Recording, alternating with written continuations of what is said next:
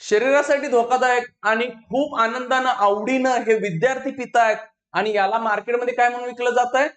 Energy drink. पण हे आहे कोल्ड ड्रिंक आणि ते स्टिंग. आता ह्याच्या मागे सरकार लागलेलं आहे. सरकार आता नियम ठरवून देत आहे की हे कुठे विकायचं आहे आणि कुठल्या पद्धतीने विकायचं आहे. त्यांनी ऍडव्हर्टाईज चुकीच्या पद्धतीने करायला लागलेत.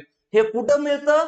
दुकानात, किराणा मालाच्या मिळतं, स्टेशनरी दुकानात मिळायला लागलेलं आणि त्याच्या पुढे कहर म्हणजे औषध दुकानांमध्ये मिळत होतं, मेडिकलमध्ये. आता काय म्हणतात? ह्यात व्हिटॅमिन B6 आहे, B12 आहे. हे एवढ्याच प्रमाणात आहे जेवढ्या प्रमाणात गुटख्यामध्ये इलायची आणि केसर मिळतंय.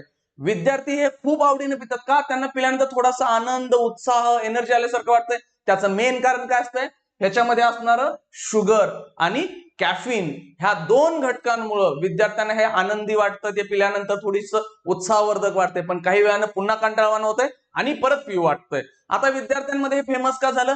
थोडीशी स्टाईल, छोटी मुलं आहेत, थोडीशी बॉटल वेगवेगळ्या कलरची, लाल कलर, निळा कलरची मिळते, प्यायचं, लावायचं. आम्ही पाहत होतो शाळेच्या बाहेर विद्यार्थ्यांना ओरडा काही करा, पण ते ऐकणं खूप अवघड होतं त्यांना, कारण त्यांना 20 रुपयांनी मिळतं आणि स्टाईल मारल्यासारखं वाटायचं ना.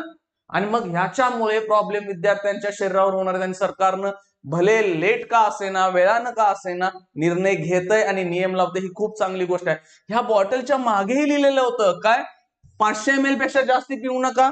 परत ह्यात कॅफेन खूप आहे आणि हे कुणी पिऊ नका. रिकमेंड कुणाला नव्हतं? चिल्ड्रन्स, प्रेग्नेंट लेडीज आणि कुणाला कॅफिनचा प्रॉब्लेम आहे त्यांनी. पण सगळ्यात जास्ती विद्यार्थीच पित होते. तो दुकानदार काय, त्याला पैशाची गरज आहे, तो प्रॉफिट कमवलाय, तो विद्यार्थ्यांना विकायचा आणि फेमसही विद्यार्थ्यांमध्ये होतं. पुन्हा पुन्हा सांगतोय बघा, नॉट रिकमेंडेड फॉर चिल्ड्रन्स होतं.